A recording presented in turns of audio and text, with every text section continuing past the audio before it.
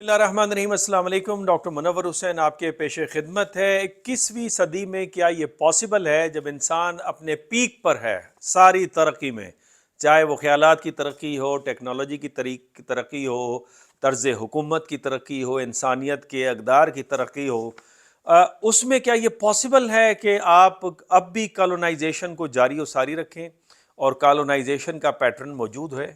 जवाब है हाँ। दो पॉकेट्स इस तरह के नज़र आते हैं, बाकी पॉकेट्स भी हैं। नुमाया तौर पे दो, एक फ़लस्तीन, दूसरा कश्मीर। फ़लस्तीन के ऊपर प्रेसिडेंट ट्रंप ने एक स्टेटमेंट झाड़ दी कि गज़ा के लोगों को गज़ा छोड़ना होगा, मिस्र और जॉर्डन में जाके बसना होगा, ताकि अमेरिका मुख्तलिफ ममालिक को मंगवा के इसको तामीर नो करे और दुनिया से मंगवाए ताकि इस मसले को हमेशा के लिए हल करे। लगता है कि अमेरिका एक और वियतनाम चाहता है। बहरहाल इस पर तो मैं तफसीलन बाद में बात करूंगा।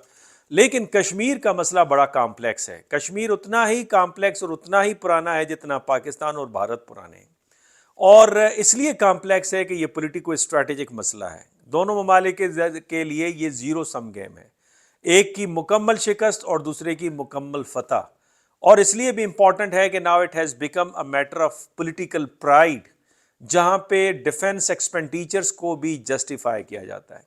फिर इसकी एक मईशत की जहत भी मौजूद है, बिकॉज कश्मीर से ही पाकिस्तान के इंडस रिवर की ओरिजिनेशन का ताल्लुक है, वहीं से ओरिजिनेट होती है। और पाकिस्तान की एग्रीकल्चर इज़ वेरी इंपॉर्टेंट, और वो पानी से सैराब होती है, और 25 करोड़ आवाम के ग़िज़ाइयत का मसला है। गो कि एग्रीकल्चर का जो शेयर है पाकिस्तान की जीडीपी में वो लेस देन 18% है। इसके साथ साथ ये आइडियोलॉजिकल प्रॉब्लम भी है, सिविलाइजेशनल क्लैश भी आप इसे कह सकते हैं। दो सिविलाइजेशंस हैं, और यहाँ पे ये सवाल उठता है कि कश्मीर का मसला और फ़लस्तीन का मसला अब तक हल क्यों नहीं हुआ? बिकॉज ये किसी और सिविलाइजेशन का मसला है। ईस्ट तैमूर हो, डारफोर का मसला हो, साउथ सूडान का मसला हो, फ़ौरन हल हो जाते हैं, बिकॉज वो इस्लामिक सिविलाइजेशन से ताल्लुक़ नहीं रखते। तो आइडियोलॉजिकल फैक्टर भी इसमें शामिल है, और इस लिहाज से भी one nation theory versus two nation theory वो भी हमारे सामने है। और तीसरा, तारीखी पस मंज़र में भी देखें कश्मीर का ताल्लुक, मैं इंडियन हेल्ड कश्मीर की बात करूं और पूरे कश्मीर की, उसका ताल्लुक जो है वो पाकिस्तान के साथ रहा है। ज़मीनी रास्ते, तजारत, आना जाना, रिश्तेदारियां भारत के साथ कभी नहीं रहा। इसलिए गोरदासपुर को बेईमानी करके भारत के हिस्से में डाल दिया गया। और इसका चौथा इंपॉर्टेंट एस्पेक्ट ये है कि अब सिर्फ इंडिया और पाकिस्तान और कश्मीर तीन फरीक नहीं है, अब चौथा फरीक भी इसमें शामिल है, और वो है चीन। चीन के पास भी कश्मीर का मसला हमारे सामने है। लेकिन ये बहुत बड़ा सवालिया निशान है इंटरनेशनल ऑर्डर के ऊपर, इंटरनेशनल इंस्टीट्यूशंस के ऊपर, और यूनाइटेड नेशंस के ऊपर, जो लिबरल वर्ल्ड ऑर्डर का बड़ा इंपॉर्टेंट सवाल है। लेकिन वो यूनाइटेड नेशन बेचारा क्या करे? उसकी हेड ऑफिसेज हैं ग्लोबल नॉर्थ के अंदर, उसके रिसोर्सेज देता है ग्लोबल नॉर्थ, और ग्लोबल साउथ के लोग ये कहते हैं कि ये मसला हमारा हल हो। भाई वो ग्लोबल साउथ का कोई मसला हल नहीं करेंगे, बिकॉज रिसोर्सेज देता है ग्लोबल नॉर्थ। तो जो उनके इंटरेस्ट के मुताबिक मसले होते हैं वो फ़ौरन हल हो जाते हैं। ग्लोबल साउथ बैठ के इंतज़ार कर रहा होता है, डिप्लोमेसी करेंगे, नॉर्म बेस्ड इंटरनेशनल ऑर्डर के मुताबिक चलेंगे। ओ भाई, दुनिया तब्दील हो गई है, इस तब्दीली में ग्लोबल साउथ को एक्टिव होना पड़ेगा, यूनाइटेड नेशन को रिसोर्सेज देने होंगे, और फिर अपनी इंटर गवर्नमेंटल ऑर्गेनाइजेशंस को एक्टिव करना होगा, चाहे वो नाम है, एससीओ है, ब्रिक है, इन ममालिक को एक्टिव होना होगा, अदरवाइज ये रिजॉल्व नहीं होंगे। पैराफल नेशंस में अगर ये मसाइल रहेंगे तो फिर भारत का ख्वाब भी अधूरा रहेगा कि वो कभी खित्ते का या बैनुल अक़वामी सियासत का कोई ताकत बन पाएगा। और भारत को खींचने के लिए तो उनके पास बड़े अच्छे टूल मौजूद हैं, और उन्होंने अभी स्क्रू ज़रा टाइट भी किए हैं। ग्लोबल डेथ स्क्वाड का मामला हो, फेटफ की रिपोर्ट का मामला हो, यूनाइटेड नेशन की ज़ैली काउंसिल की रिपोर्ट का मामला हो, ईयू डिसइंफो लैब का मामला हो, कैनेडियन प्रोटेस्ट का मामला हो, कनाडा में भारत के फेक चैनल्स और फेक न्यूज़ फैलाने के ज़राए का मामला हो। बहुत सारे मामला आते हैं जहाँ पे वो भारत को खींच सकते हैं, और भारत को वक्तन फ़वक्तन खींचते भी हैं। और जब भारत अपनी स्टॉक मार्केट के अंदर वेस्ट को शेयर नहीं देता तो फिर उनके स्क्रू टाइट होना शुरू हो जाते हैं। तो लिहाजा ग्लोबल साउथ को पहले तो ये समझना चाहिए।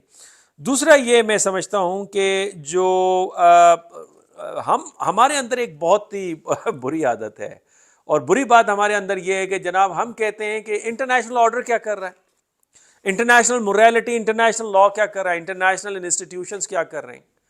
अरे भाई, आप फिर ये राग क्यों अलापते हैं कि नेशनल इंटरेस्ट हुआ करता है?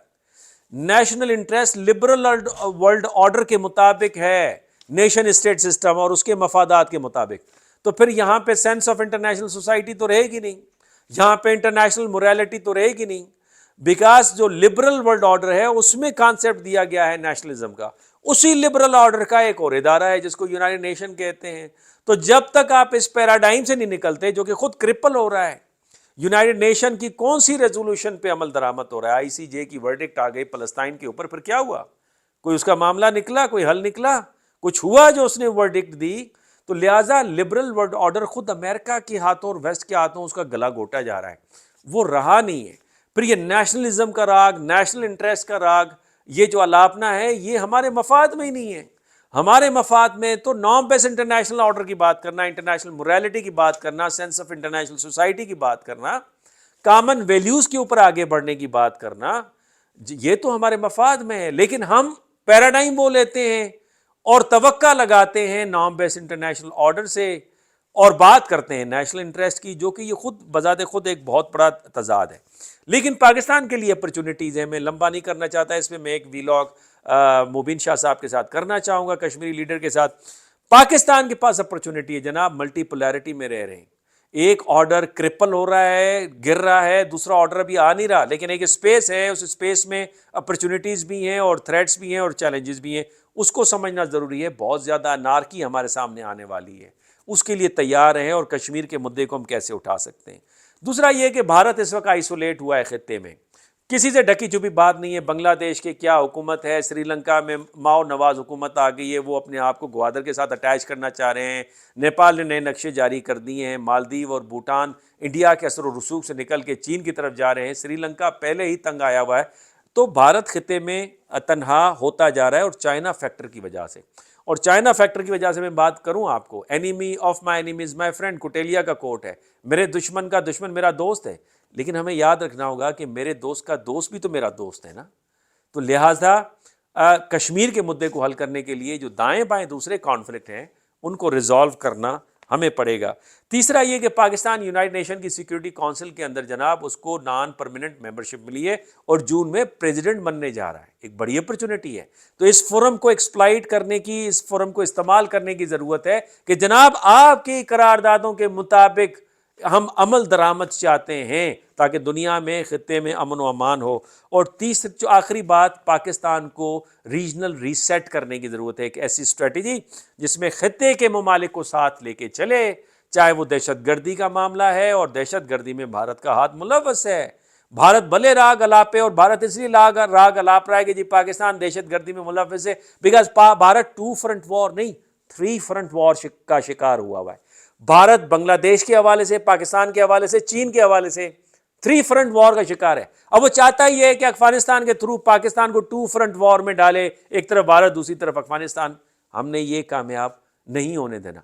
भारत को भी समझना चाहिए पाकिस्तान का नुकसान, कश्मीर का नुकसान आगे जाके भारत को भी फायदा नहीं देगा। और जो रीजनल और ग्लोबल पावर बनने के ख्वाब देख रहा है वो उस वक्त तक पूरे नहीं होंगे जब तक रीजन स्टेबल नहीं होता, उसके साथ उसके अच्छे ताल्लुकात नहीं बन सकते। भारत पाकिस्तान के अच्छे ताल्लुकात हों, $40 बिलियन की ट्रेड हो सकती है। पाकिस्तान सस्ता तरीन, आसान तरीन रास्ता है अफगानिस्तान का और सेंट्रल एशिया का। पाकिस्तान के बगैर भारत ये ख्वाब पूरा नहीं कर सकता। और ईरान के साथ पाकिस्तान के ताल्लुकात बेहतर हो रहे हैं, इराक के साथ भी बेहतर हो रहे हैं। इसी स्ट्रैटेजी को लेके आगे चलें, नैरेटिव पे काम करें। नैरेटिव की हमारे पास कमी है और इस पे मैं फिर तफसीलन किसी और वीडियो में बात करूँगा। अल्लाह हाफिज़।